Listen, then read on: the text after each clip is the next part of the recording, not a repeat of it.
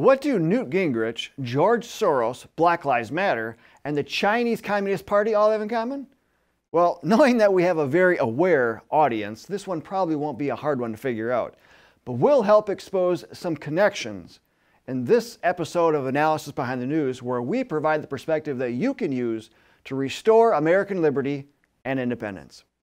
Newt Gingrich was being interviewed by a few hosts of Fox News last week when he dropped a truth bomb so big that these liberal hosts ducked for cover. He was being interviewed about the Black Lives Matter violence when he gave his opinion on why it was happening. But as soon as he mentioned George Soros, well, watch what happens. The number one problem in almost all these cities is George Soros elected left-wing, anti-police, pro-criminal district attorneys who refuse to keep people locked up. Just yesterday, they put somebody back on the street who's wanted for 2 different murders in New York City. You cannot solve this problem, and both Harris and Biden have talked very proudly about what they call progressive district attorneys. Progressive district attorneys are anti-police, pro-criminal, and overwhelmingly elected with George Soros' money, and they're a major cause of the violence we're seeing because they keep putting the violent criminals back on the street. I'm not sure we need to bring George Soros into this. I was going to say you get the last word, Speaker. He paid for it. I mean, why can't we discuss the fact that millions of dollars he spent? I agree with Melissa. George Soros doesn't need to be a part of this conversation. Okay. So it's verboten. All right, we're going to.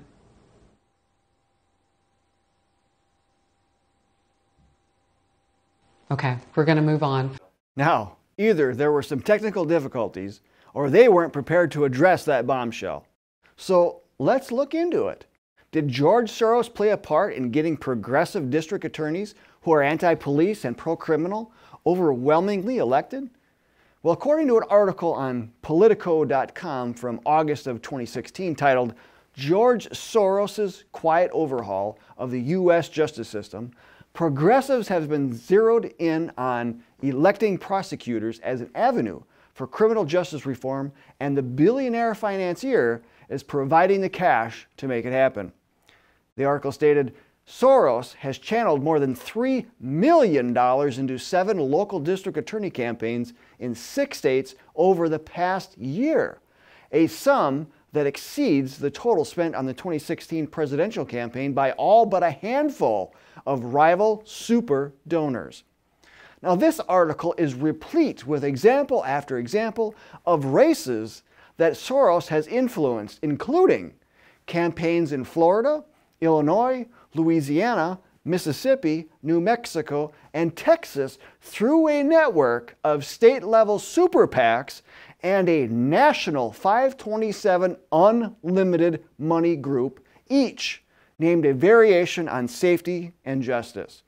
And over the weekend, the Washington Times published an article by Cheryl Chumley, who wrote, in the 2018-2019 election cycle, Soros spent more than $2 million on 3 Commonwealth's attorney races in Northern Virginia.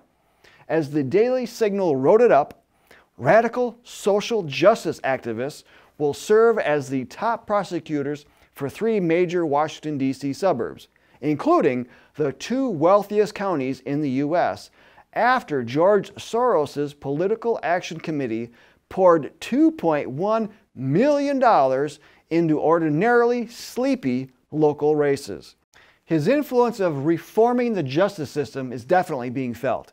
The candidates being backed by Soros are all focused on a progressive criminal justice reform, including seeking lesser sentences for criminals or not prosecuting them at all. Following all of this, the New York Times reported in July of this year that Soros's Open Society Foundations was investing $220 million in efforts to achieve racial equality in America, a huge financial undertaking that will support several Black-led justice groups for years to come.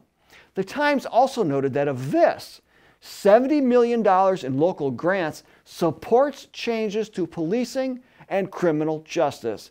This is in the midst of all the so-called reforms that are now defunding the police. Many of these areas that are still reeling from the riots are seeing substantial increases in crime. This is the reform these radicals like Soros are creating and seeking. In fact, the radicals appear to be going for broke. The New York Times' article also mentioned Patrick Gaspard, the president of the Open Society Foundations, said in an interview that the group believed the investment was about harnessing the momentum toward racial justice, but also giving organizations room to think long term. Now, he said, is the moment we've been investing in for the last 25 years. There is this call for justice in black and brown communities, an explosion of not just sympathy, but solidarity across the board, Mr. Gaspard said. So it's time to double down. And we understood we can place a bet on these activists, black and white, who see this as a moment of not just incrementalism, but whole-scale reform. Now, there's evidence that communists from the Freedom Road Socialist Organization organized and sparked the recent riots in Minneapolis that spread to 40 states. Freedom Road openly supports the Communist Party of China, another piece of common ground Soros has with these radicals. The New American reported in 2010 that George Soros touts China as leader of the New World Order. The article stated in 2009, in an interview with Financial Times, Soros declared that China would supplant the United States as the leader of the New World Order, and that America should simply accept it and not stand in the way of world progress. As a result, the American government, according to Soros, should not resist the decline of the dollar, nor the decrease in living standards and the introduction of global currency. So not only was Mr. Gingrich correct in his assertion that Soros paid for it, but it's obvious by Soros's own actions that he wants to see a downturn in America to help spark a revolution that will change the order of how things are to a new order that is dominated by China. Sound like a stretch?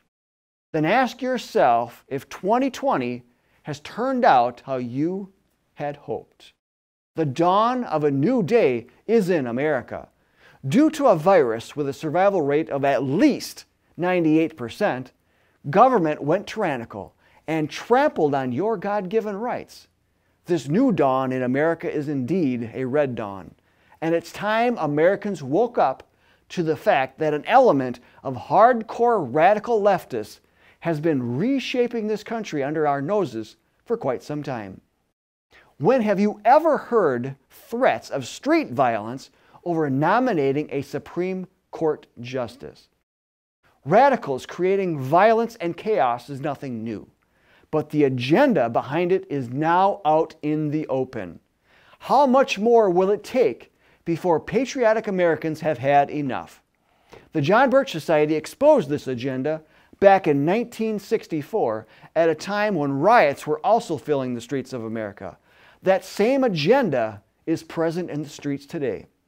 Watch the documentary JBS produced in 1964 called Anarchy USA.